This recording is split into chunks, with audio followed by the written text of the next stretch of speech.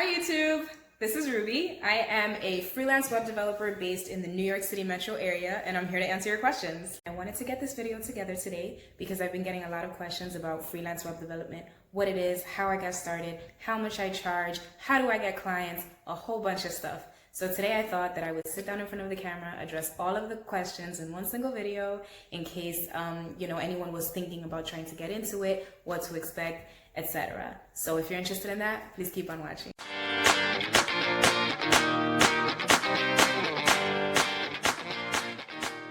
So before we start, I just wanted to start with a little tip. I wanted to let you guys know what is the most essential part of you being able to step out of your comfort zone as a developer, start taking your own clients, start reaching out to people, and start going the freelance route. And the number one thing that you're actually going to need is the ability to step outside. You need to be able to be open to the opportunities that present themselves to you.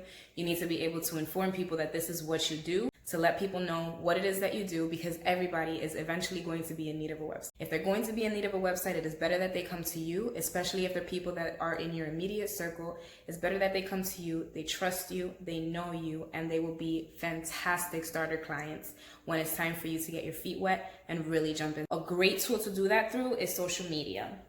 You can let people know that you're a web developer. There is nothing wrong with it. There's nothing wrong with putting your skill set out there.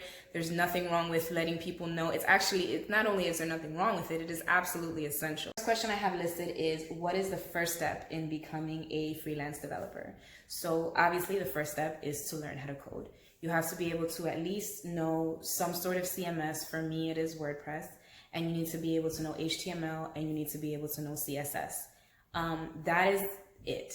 You should know how web hosting works. You should know how to purchase a domain and those kinds of intricacies that go with launching a website. But before you can begin to accept clients, obviously the very first step is learning how to code. If there are any of you who don't know yet, I'm going to leave some resources in the description, different things that I use to learn how to code. None of them are untested or anything that's kind of wild. It's what I literally used to teach myself how to go through everything that I needed to do in order to provide efficient and worthwhile websites to the clients that came to me. So that is your very first step, obviously, is you need to know how to code. Secondary to that, I would say like a step one, part two, is to be able to put yourself in a position where the clients can come to you. And what I mean by that is initially you're going to have to go to a lot of people, and a lot of those people are going to be in your immediate circle. We'll talk a little bit more about that later. But eventually, once you have all of those initial websites done, you want to put yourself in a situation where other people can come to you. And the way that you do that is by having your own portfolio website up in a way that people can access it. You want to be able to make sure that it's SEO optimized for the region that you're in. You want to be able to make sure that people can find it on a search engine, and you definitely want to make sure that it loads very quickly so that you can retain as much traffic as possible. And you want to make sure that it is very easy to use. So that is step number one, and step number one, part two. Learn how to code and have a very accessible website where people can search you out and be able to come to you when they need web services in your area. So question number two that I have here listed is, how do you get clients? So that is a two-part answer as well.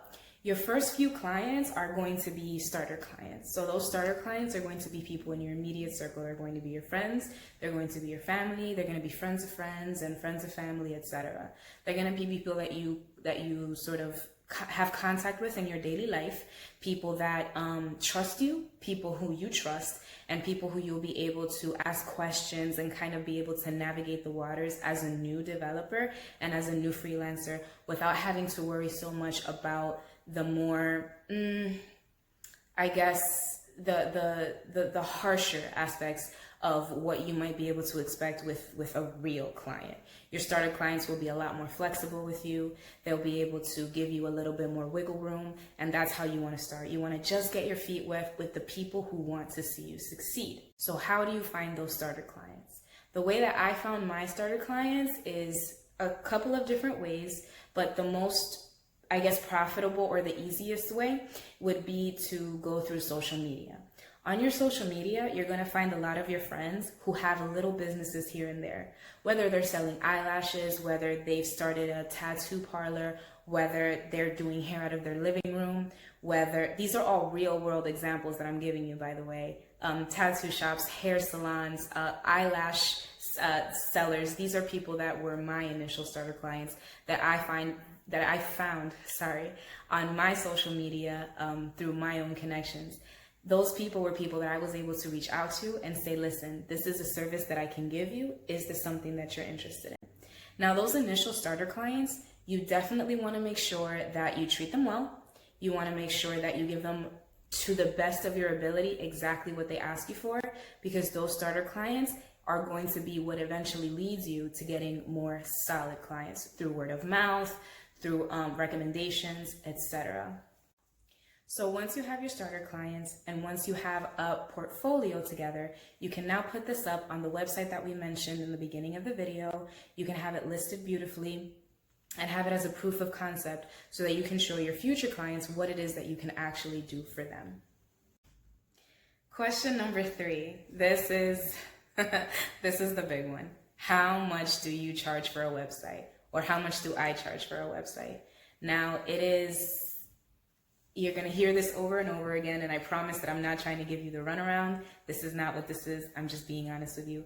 It's literally impossible to tell you how much you should charge for your website. It depends on a number of factors. It depends on your location. It depends on, obviously, what the client is asking for. You're not going to charge the same for a landing page as you will for a 5-page website. And you won't charge the same for a 5-page website that you will for, say, an e-commerce store. They're totally different, processes. They're totally different avenues. They're totally different products. So it will definitely depend on what your client is asking you for and what your client has to spend. Depending on what the client needs, it's going to be a completely different set of parameters. And also, depending on what the client's business is, it's going to be an additional set of variables that you're going to have to take into account. So for example, if the client sells expensive electrical items, say they sell refrigerators, or say they sell stoves, or say they sell water heaters, these are high ticket items. And the fact that you're putting these things online for them is going to return so much money back into their pocket. So you want to make sure that you're charging according to the value that you're providing that website. And I know that it is a little bit intimidating, especially when you're starting out at first, to put these, 1,000+ tickets on a website that you feel might be the most perfect thing that you could have built. However, if it brings them value, then they will pay for it. Okay, the next question I have here is how to make sure you get paid on time. How do you make sure that once the website is done, once the website is live, that you have the money in your pocket that they promised that they would give you? This is very difficult. It is probably one of the most uncomfortable parts of all of this is dealing with those clients that don't necessarily pay when they're supposed to or pay at the agreed upon time. And then you kind of have to take it upon yourself to hound them a little bit. It is just the worst. In order to avoid that, I make sure that I have my proposal and I make sure that I have my contract on hand before I even start the web development process. Before I touch a keyboard, they need to make sure that they have signed everything and that everything is legal and ready to go. Now, that will not always give you the result that you want. There are some clients that just will refuse to pay. There are some clients that will give you the runaround. They'll tell you, well, this wasn't done properly and that wasn't done properly and I need you to fix this and I need you to work on this a little bit longer. Sometimes they'll even ask you to do that even though it was outside of the scope of work that you had agreed upon. But if you have a contract, at the very least, it is a document that you can come back to and say, this is what we agreed on. This is what we said we were going to do. So this is what we have to stick to. Again, it does not always work, but for the majority of the time, that will do the trick. Nobody wants to involve lawyers. I've never had to involve a lawyer, and hopefully I never will. It would be a gigantic headache, but I think that in order to just give yourself that little bit of insurance, having a contract is absolutely essential before you get to work on the actual website. Okay, the next question is, how do I market my services? it's kind of like, how do I get clients? It's a little variation on that, but I understand the distinction between the questions, so I'm gonna address that one too. So how do you market your services in a world full of Wix and Squarespace and drag and drop website builders that tell you that, you know, you don't need a developer, you don't need somebody to come in and charge you anywhere from $1,000+ to create a website, you can just do it yourself. Now, here's a fun little tidbit. One of my clients is actually a person who purchased, this whole plan on Squarespace. It was either Wix or Squarespace. She tried to make the website herself. She, went through the entire thing. They charged her several $100s. She thought it was the bargain that she was getting. And when she went through the entire process, she realized that it was actually a lot more complicated than she thought it was. Not because the website builder itself was complicated, but because the UI, UX, and web development process is something that takes study, is something that takes professionalism, and is something that takes knowledge. Just because you can drag and drop and make a little, kind of like Tetris board doesn't necessarily mean that you're going to get the results that you want from that website. Us as web developers can make sure that the SEO is optimized. We can make sure that best practices are being used. We can make sure that it's accessible. We can make sure that it is, it has a quick loading time. And because we're able to do that, we can market those skills in a way that we can show them. Look at the website that Wix can do for you and look at the website that we can do for you. These are two completely different things. If you just need a Wix site, then you just need a Wix site. But most people who are really serious about growing their businesses are going to need someone with a level of professionalism that will be able to approach them with what they need and let them know this is what's going to help your online presence grow. And Wix and Squarespace cannot match that. And that's something that, that I speak on pretty passionately when we're having those meetings, even if they don't bring it up, because I need to let them know. I want them to feel good about the money that they're spending. And if they feel that they can just take what I'm doing and remake it themselves, they're gonna come back with buyer's remorse. And I definitely don't want that. I want my clients to leave the business transaction feeling like they have something that was worth their money and that was worth their time. So I make sure that I take my time and show them the differences. This is not what we do. We don't drag and drop. We SEO optimize. We make sure that it's nice and quick for you. We make sure that everything is according to how it should be so that it can get found and that you can retain the traffic that you've maintained, even not just from your old clients, but from new clients that might find you. And in that way, we can kind of sell our services more efficiently because we're not Wix, we're not Squarespace. We are something that has more quality. Okay, the next question I have here is, how do you know when you're ready? So basically, as far as technical skill, how do you know when you reach the technical level of proficiency where you should feel comfortable accepting clients? How many languages should you know, etc.? So here's a little secret. I started accepting clients before I knew JavaScript. That's right. That's correct. Before I knew JavaScript, I was accepting clients. They were starter clients. Like I mentioned earlier in the video, they were starter clients. They weren't clients that were expecting me to do, to move the sun in the sky for them. They were people that knew what they wanted, that knew that I knew that I could give them what they wanted. They came to me and I was able to provide. Now, does that mean that I accepted every client, that I even went to look for every client? No, because I knew that, camera moved. Because I knew that I couldn't give them everything that they needed because my PHP wasn't where it needed to be. My JavaScript wasn't where it needed to be. And so I was limited with who I could accept, but that doesn't mean that I couldn't accept anybody. I still had an in-demand skill set. And I used that in-demand skill set to my advantage so that when I did learn JavaScript, and now that I'm getting a little bit further along in PHP, I'm able to have that portfolio of work where I'm not starting from scratch. Because at this point, I already have the proof of concept up there. And all I'm doing is growing my skills, and growing my skills so that the next batch of clients get even better work than what the first batch of clients did. That doesn't mean that the first batch of clients is not important.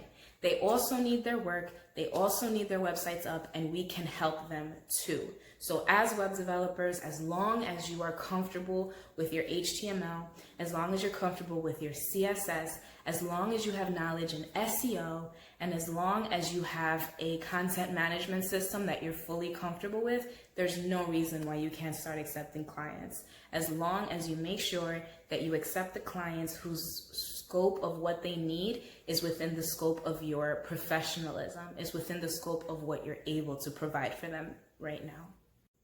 And the last question I have is freelancing worth it? Absolutely. In my mind, there's really nothing better than to be able to sit down in front of a computer, work for 3, 4, 5, 6, 7 hours a day, and knowing that those 7 hours were not put into somebody else's pocket, that those 7 hours are going directly back into yours. It's a beautiful thing. I think that everyone should at least try it. It's not for everybody. Absolutely not.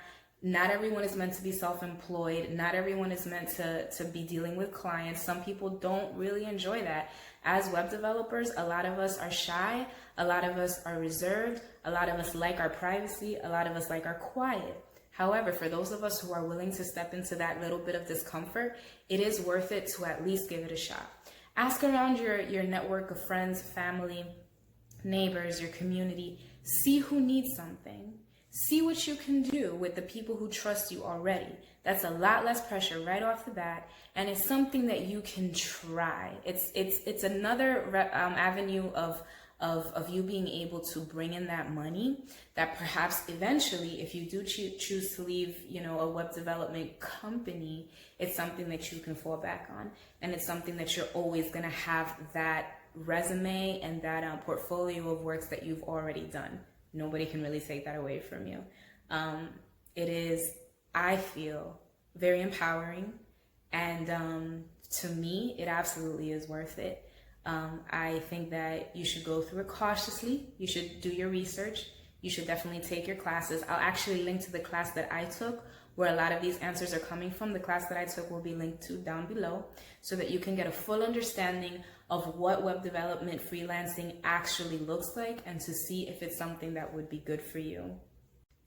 Now, if you have any additional questions, if you have any requests or any feedback on this video, please make sure that you leave your comments down below. Please like this video and share if you care, and hopefully I'll see you soon.